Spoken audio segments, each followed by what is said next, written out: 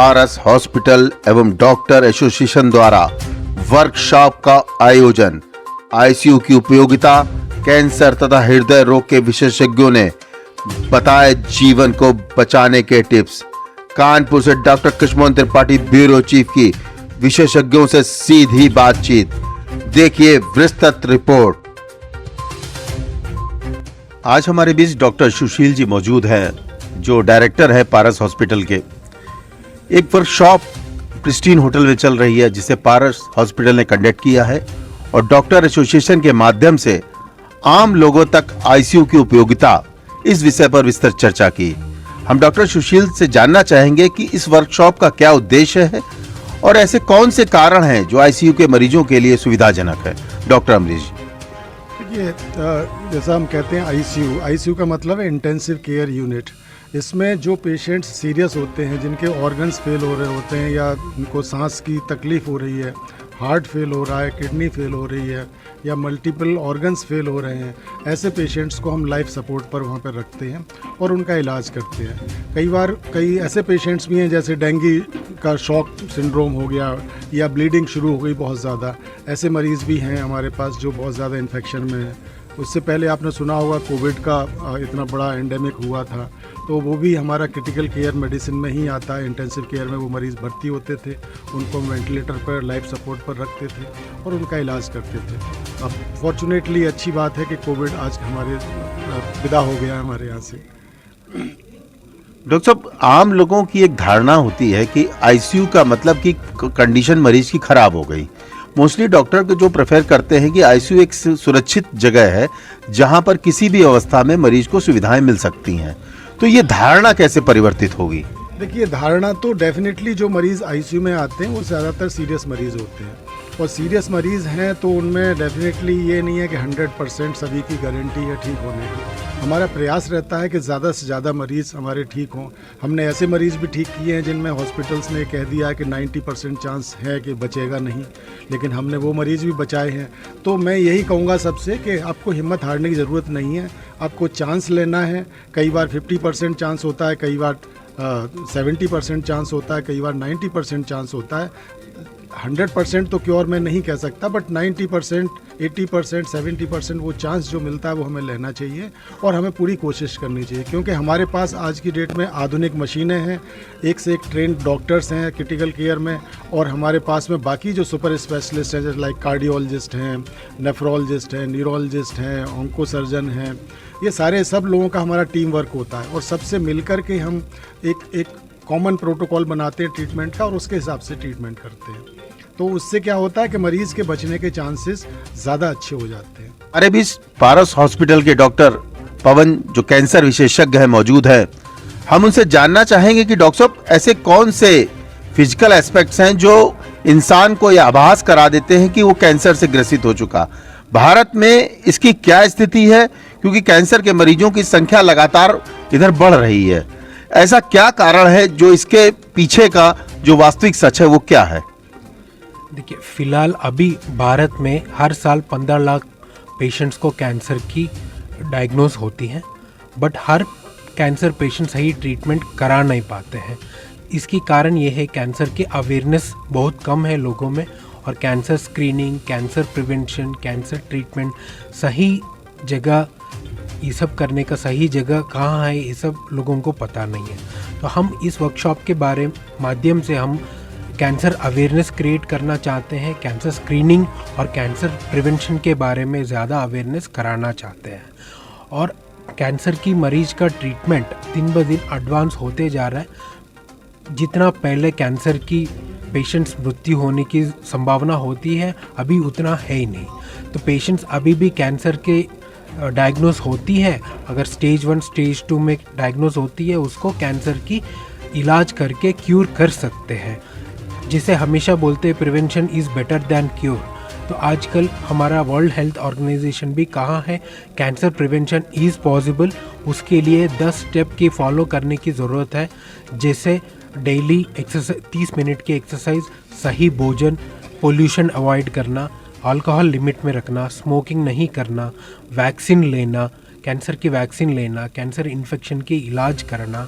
तो ये सब स्टेप्स लेने से कैंसर को प्रिवेंट कर सकते हैं। कैंसर हमारे नज़दीक में आने के भी चांसेस नहीं होते हैं।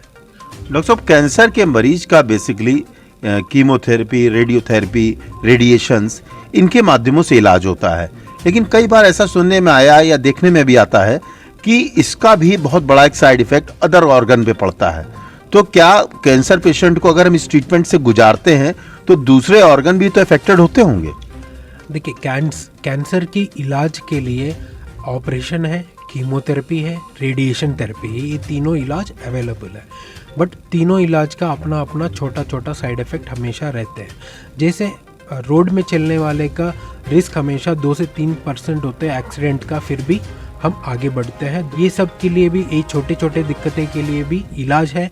वो इलाज करके, ट्रीटमेंट करके हम आगे बढ़े और कैंसर को 100% जीत सकते हैं। पारस हॉस्पिटल आपको सहायता देगा, आपके साथ खड़े होगा। और अभी पारस हॉस्पिटल में आयुष्मान आ चुकी है। पेशेंट को निःशुल्क ओपीडी और निःशुल्क ट्रीटमेंट संभावना है। पेशेंट को पूरी कैंसर की ट्रीटमेंट निःशुल्क हो सकती है। डॉक्टर साहब, पूरे देश में इस समय एक चर्चा है कि सिद्धू, नवजोत सिंह सिद्धू की पत्नी जिस तरीके घरेलू ट्रीटमेंट से ठीक हो गई, इस पर एक विशेषज्ञ कैंसर डॉक्टर होकर आप क्या सोचते हैं? देखिए, इसके लिए नेशनल गाइडलाइंस भी आ चुके हैं। जो डॉक्टर जो मिस्टर सिद्धू की वाइफ सर्जरी भी करा चुकी है, कीमोथेरेपी भी करा चुकी है, बट वो चीज़ को नज़रअंदाज़ा करते हुए सिद्धू जी ने खुले हम न्यूज़पेपर में, मीडिया में ये बोला है नींबू की पानी, पूरा सच आपको बताया नहीं है। उससे कैंसर की इलाज कराओगे तो कैंसर सही तरह 100% दूर होने के चांसेस है। हमारे बीच कानपुर की मशहूर डॉक्टर सीमा द्विवेदी कानपुर मेडिकल कॉलेज से मौजूद हैं। पारस हॉस्पिटल द्वारा चल रही वर्कशॉप में वो यहाँ पर आई हैं। हम उनसे जानना चाहेंगे कि डॉक्टर साहब, ये ट्रीटमेंट के बारे में जो चर्चा यहाँ की गई, जो आईसीयू की उपयोगिता की गई, इस पर आपके क्या विचार हैं? देखिए, बहुत ही सार्थक, सारगर्भित चर्चा यहाँ पर हुई है सारी बीमारियों के और एडवांस लेवल ट्रीटमेंट को लेकर के।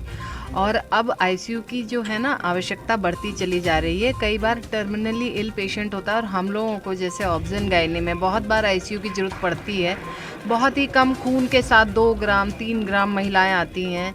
कई बार उनको जैसे एक्लैम्शिया या ये मिर्गी की प्रॉब्लम है उसमें आती हैं। कई ऐसे हाई रिस्क केसेस आते हैं जिनमें आईसीयू की ज़रूरत पड़ती है।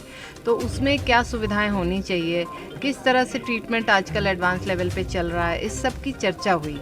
तो ये आम जनता में भी एक मैसेज जाना चाहिए कि कहाँ पर कब आईसीयू की ज़रूरत पड़ती है और कब नहीं पड़ती है। तो सारी इससे संबंधित चर्चाएं हुई। डॉक्टर साहब, एक आम धारणा है कि आईसीयू में जो पेशेंट पहुंचता है वो रिस्क फैक्टर उसका बढ़ चुका होता है, ऐसी एक धारणा आम लोगों में है।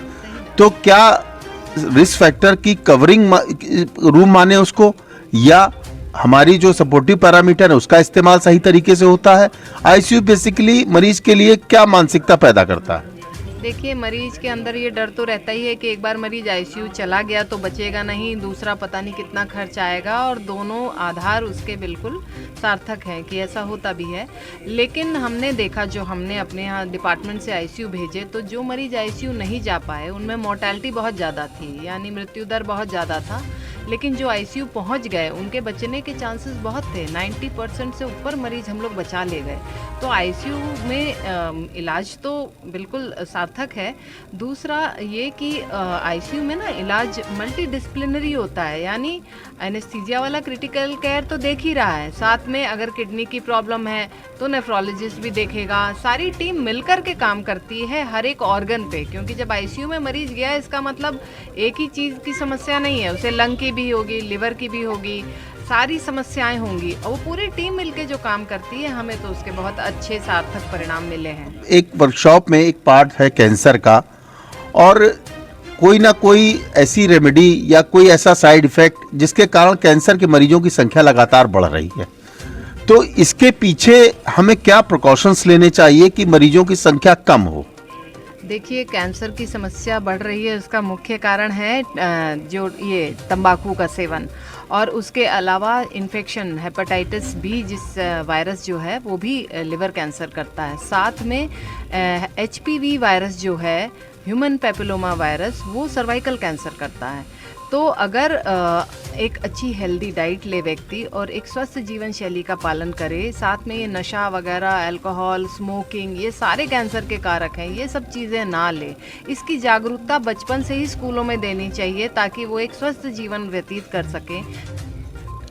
हमारे बीच कानपुर के मशहूर डॉक्टर BN आचार्य जी मौजूद हैं। पारस हॉस्पिटल द्वारा लगाई गई वर्कशॉप जिसमें कई सीनियर डॉक्टर्स ने अपने विजन दिए, उस विजन के पीछे डॉक्टर BN आचार्य क्या सोचते हैं, आइए उनसे बात करते हैं। डॉक्टर BN आचार्य। मैं डॉक्टर सेशन का प्रेसिडेंट हूं और डॉक्टर सेशन और पारस हॉस्पिटल के संयुक्त तत्वाधान में आज यहां होटल प्रिस्टीन में हमने एक कार्यशाला रखी थी जिसमें तीन तरह के रोगों पर हमने विशेष चर्चा की, जिसमें पहला जो सब्जेक्ट था डॉक्टर SP अम्बेश द्वारा लिया गया, जिसमें उन्होंने क्रिटिकली कोई पेशेंट है जो बहुत ज़्यादा अति गंभीर स्थिति में है, तो उसको अगर समय रहते ICU में भेज दिया जाए और ICU में किस तरह उसको मॉनिटरिंग करनी चाहिए, तो ये समझाया उन्होंने, जिससे कि वो उसकी लाइफ सेव की जा सके। और दूसरा जो हमारा सब्जेक्ट था वो GI कैंसर पर था, गैस्ट्रोइंटेस्टाइनल कैंसर, आजकल जो बहुत अधिक मात्रा में प्रिवेल कर रहा है समाज में, क्योंकि हम लोग गलत सलत खान पान कर रहे हैं, जंक फूड और पॉल्यूटेड चीज़ें खाना पीना, तो ऐसी स्थिति में GI कैंसर बहुत हो रहा है।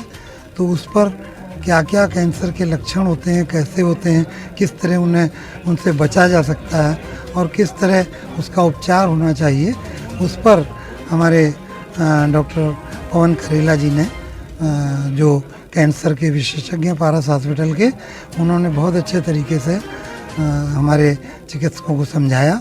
और साथ ही साथ तीसरे रोग को, हृदय रोग, जो इस समय बहुत ज़्यादा प्रिवेल कर रहा है पूरे देश में, हृदय रोग से बहुत मौतें हो रही हैं।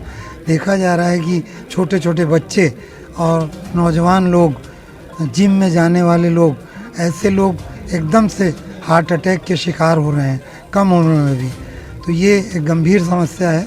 डॉक्टर राकेश अरोड़ा जी जो पारस हॉस्पिटल के हृदय रोग विशेषज्ञ हैं, उन्होंने बहुत अच्छे ढंग से समझाया कि जो पेन होता है चेस्ट में, वो हृदय रोग का पेन कब माना जाता है और गैस्ट्रिक रोग का कब माना जाता है, किस तरह चिकित्सक उसको आइडेंटिफाई करें और किस तरह उसका अच्छी तरीके से निदान करके, और जो बड़े सेंटर्स हैं उसमें आप पास के बड़े सेंटर में उसे तुरंत रेफ़र करें।